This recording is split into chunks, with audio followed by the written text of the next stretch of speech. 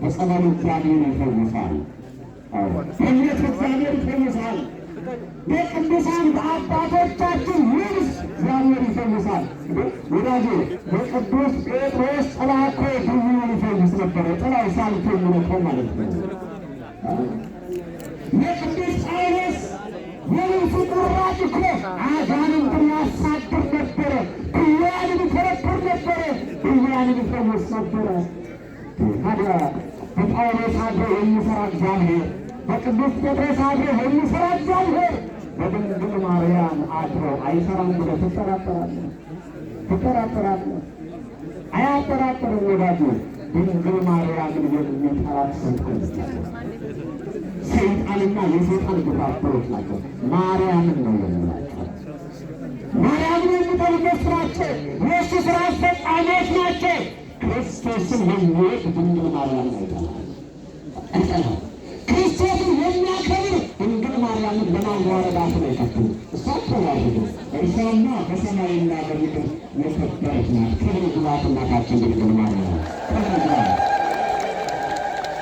በዚህ እግዚአብሔር ማዳን ብዙ ነው። ታዲያ በዚህ ሁኔታ ጸበል ይደርሳል። ይገርማችኋል። ታዲያ በዚህ በጸበል ስፍራ አሁን ባልኳችሁ በቤተ ሳይዳ አካባቢ መዳን እየናፈቀ መዳን እየሻ ከነገ ከዛሬ ውሃው ሲናወጥ በመጀመሪያ ወርጄ ተጠምቄ እድናለሁ ብሎ መዳንን ተስፋ አድርጎ ሲጠባበቅ የነበረ 38 ዓመት የሞላው በሽተኛ ነበር። ስንት ዓመት አልኳችሁ? 38 ዓመት። ቀላል ዘመን አይደለም። 38 ክረምታት አልፈውታል። ረጅም ዓመት ነው። ረጅም ዕድሜ ነው። የአንድ ሙሉ ጎልማሳ ዕድሜ ነው። ዘመን ነው።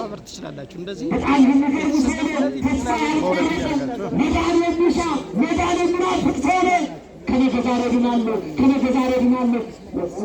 ክርስቲያን ተስፋ አይቆርጥም። ክርስቲያኖች እግዚአብሔር ልጆች አልጋ ቁራኛ ተደወጣኛ ተዛችሁ የምትጨነቁ መፍትሄ ያጣችሁ የሚመስላችሁ የመከራው ሌሊት የማይነጋ የሚመስላችሁ ችግሩ ሁሉ የማያልፍ የሚመስላችሁ አይዟችሁ፣ ተስፋ ያለው አንድ ቀን ንጋት አለ።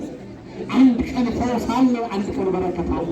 ይህ ሰው 38 ዓመት ሙሉ ተስፋ ሳይቆርጥ መዳንን እየናፈቀ ይኖር ነበረ ይላል። ታዲያ ከዕለታት አንድ ቀን የመዳን ባለቤት የሁሉ መድኃኒት የሁሉ ጌታ መድኃኔ ዓለም ኢየሱስ ክርስቶስ መጻጉዕ ወደ ተኛበት ስፍራ ጎራ አለ፣ ጠጋ አለ፣ መጣ ይላል። መድኃኔ ዓለም ወደ ሕይወታችን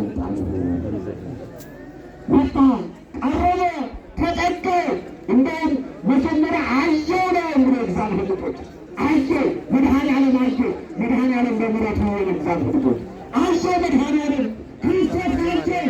የ38 ዓመት በሕመም እንደተሰቃየ በሕመም ታስሮ እንደኖረ አይቶ አውቆ ሄዶ አልናገረው።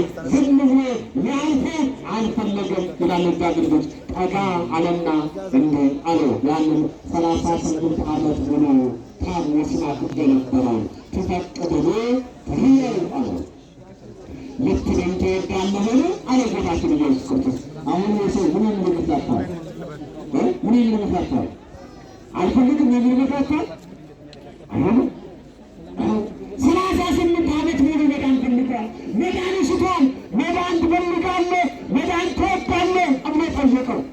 አሁን ይህንን ጥያቄ ለምጠየቀው መዳን እንደምፈልግማ ክርስቶስ ያውቅ የለምን ለሚለው ጥያቄ የሐዲስ ኪዳን መተርጉማን እንዲህ ብለው ይመልሳሉ።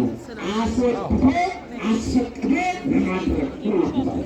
አስፈቅዶ ለማድረግ በዕለት ዓርብም በመከራ ሰዓትም መጥቶ በጥፊ የሚመታው ነውና ያንን ለማስተማር አስፈቅዶ እንዳዳነው ለማጠየቅ ጠየቀው ብለው ሊቃውንት ይመልሳሉ። ልትድን ትወዳለህ አለለም ሰውዬው። አዎ ጌታዬ መዳን እወዳለሁ፣ መዳን እፈልጋለሁ፣ መዳን ነፍቆኛል አለ። ግን አለ አላ አለ ወሰብ ምን ያደርጋል? መዳን ይፈልግ መዳን ይሻ ሰው አሁን በነጋራ ማለት ሰው ነው። መዳን እፈልጋለሁ፣ መዳን እሻለሁ፣ መዳን እወዳለሁ። ግን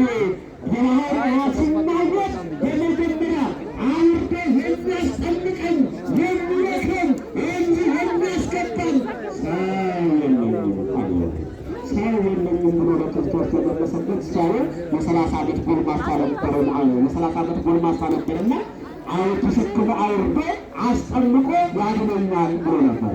ያና ወይም ደግሞ የአምስት ገበያ ሕዝብ ይከተለ ነበርና ከዚህ ሁሉ ሕዝብ መካከል አንድን አስጠምቆ ይፈውሰኛል ብሎ ነበር። የእግዚአብሔር ሰው የለኝም ማለት ሰው የለኝም ስለ ክርስቶስ እንዳለ ተመስል ወመሳ ወሆ አላተከ ተነሳና 38 ዓመት የተሸከመህን አልጋ ተሸክመ በሰላም ወደ ቤት ግባ አለው።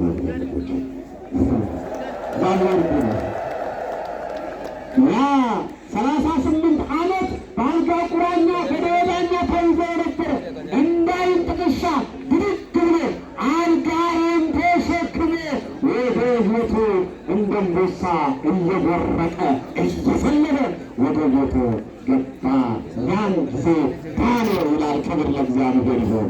ያን ጊዜ ዳነ፣ ያን ጊዜ ተፈወሰ።